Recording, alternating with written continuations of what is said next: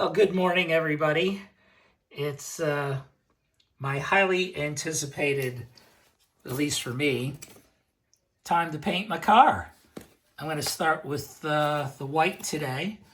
And these are the two colors I will be using to paint the car. This Tamiya color PS1 white and Tamiya PS4 blue. These are for polycarbonate bodies, radio control car bodies.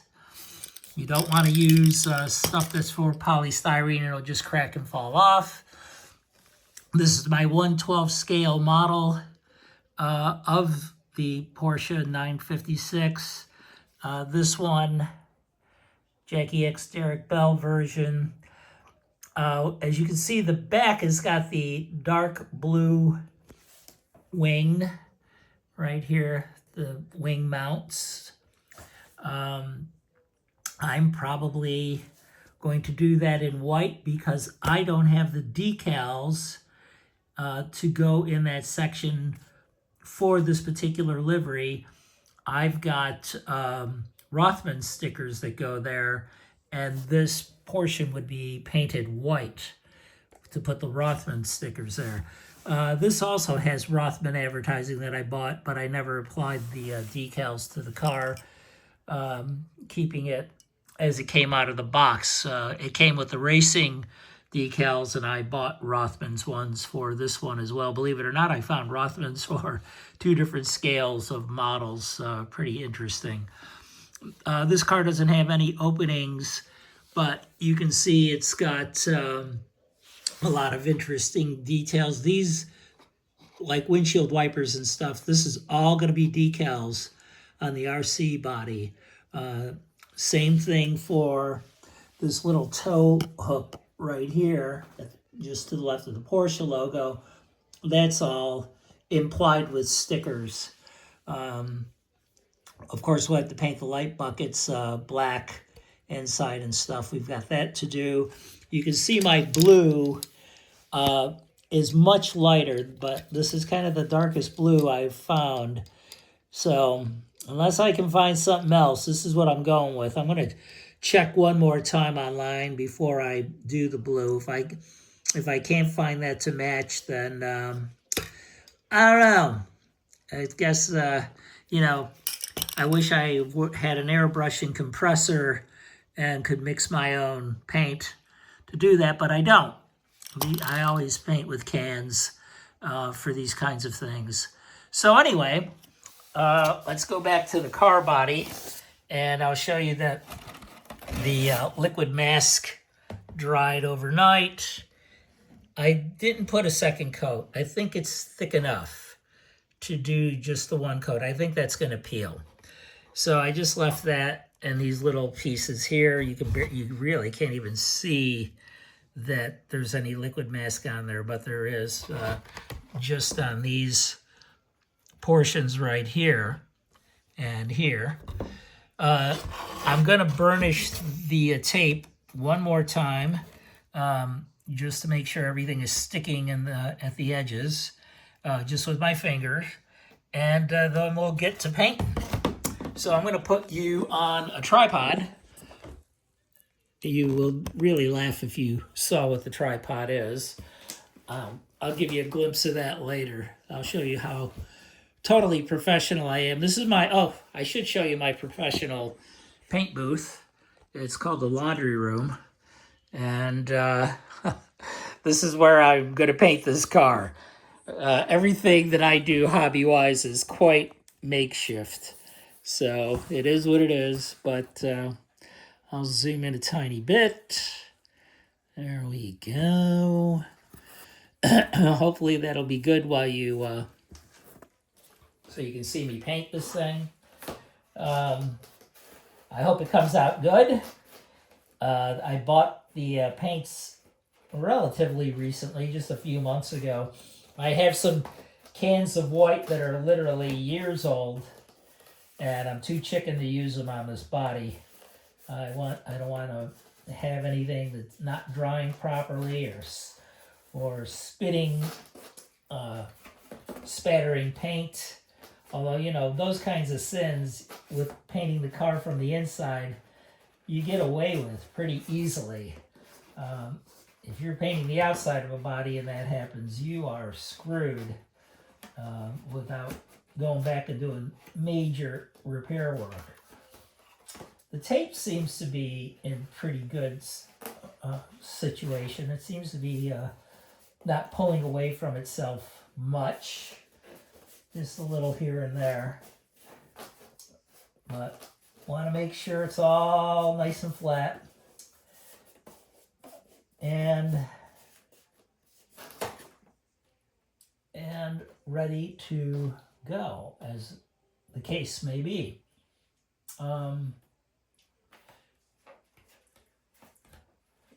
Feels pretty good. So, I will tell you, I've already shaken this can of paint quite a bit. So, I'll give it a little more, but it's been shook a good minute before I started the recording. But you can't shake it too much, especially since this has been sitting around for a couple of 3 months now since I got it delivered. And who knows how long it was sitting on a shelf somewhere in a hobby store. I buy my paints on eBay. It just is the easiest way I found to get a lot of different colors.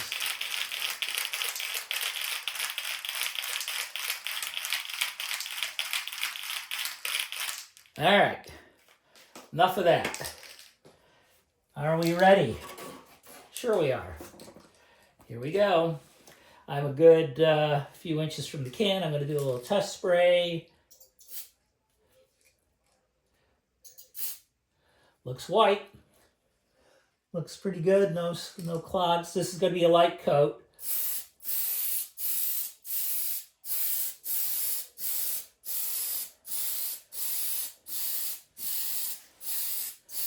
The tricky place is going to be these spoiler areas. I don't know if I'm going to have to go in and paint these by hand. I have a feeling, based on what I'm seeing right now, that I'm going to have to. I don't think there's any way I can get in there with spraying. This is some stinky stuff. If you have ventilation, I highly recommend you use it. I don't. I'm inhaling this crap. And I have bad lungs. Not bright. But, you know, I'm old. So, we did things like this when we were young, and that's why probably my lungs are in shitty shape at my age.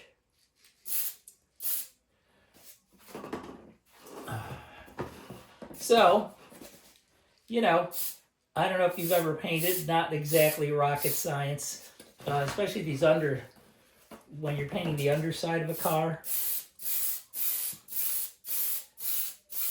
It's not that big of a deal to paint. You just want to make sure you cover everything as evenly as possible.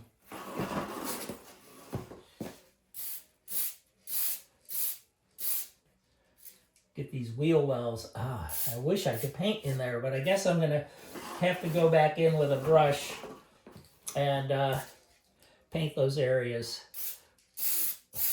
Which, you know, considering this is all going to be decaled up, it's probably no big deal. This would be much more serious an issue if this were an externally painted body. And I'm just going around again.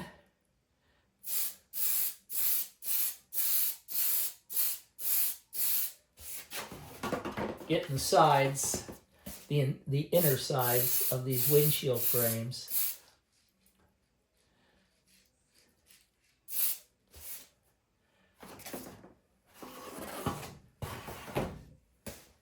Give it a little angle.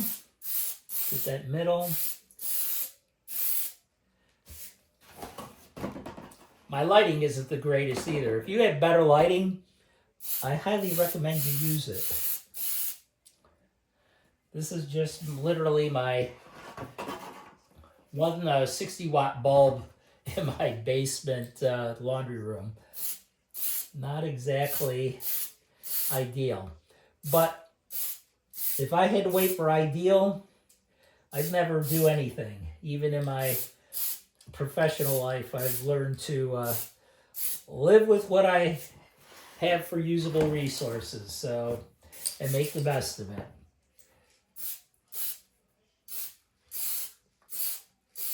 Get that windshield surround. I can see it's we'll hold it up. I'll hold it up next to the light and see if I've got any uneven spots.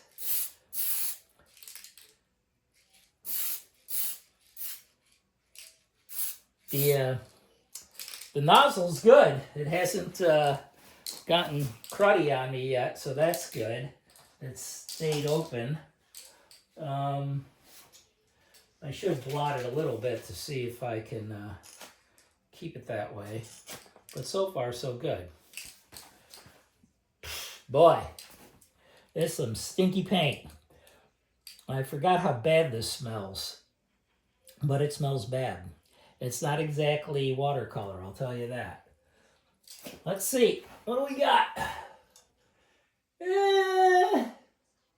I'll let this flange a little bit. I see I got a little pull away on one of the stickers. That's bad. Always something, you know, always something. But I see it. Let's see if I can push it down before it goes too far. That's kind of sucky. That's going to be a problem, I'm sure, when I peel it up. But it is what it is. As I told you, it's almost impossible for me to paint a car without having some sort of issue down the road. There's my finger, once again being used in a way it probably shouldn't be. I'm going to hit that area a little bit again now that I've flattened it out.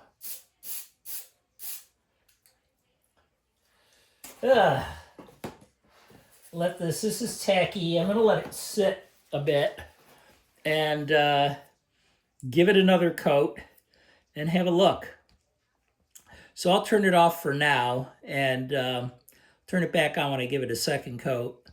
And then I'll do another video of me peeling the mask off, and I'm sure you're going to see some problems with that. But it is what it is.